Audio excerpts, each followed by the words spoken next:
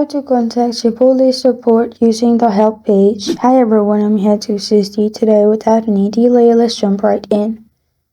First, open Chipotle's contact support page. Scroll to see the main help option, and then here you'll find Ask Pepper at the bottom right. Click on Ask Pepper in here.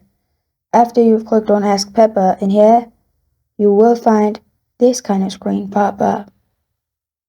Here, report an experience, add which restaurant you went to, date of visit, time of visit.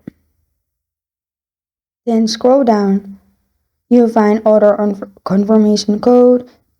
Type in your order confirmation code. Then at the bottom you'll find comment.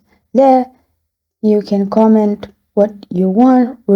After you've added comment, you can scroll down and click on use my contact email, add your email, then press on submit at the bottom.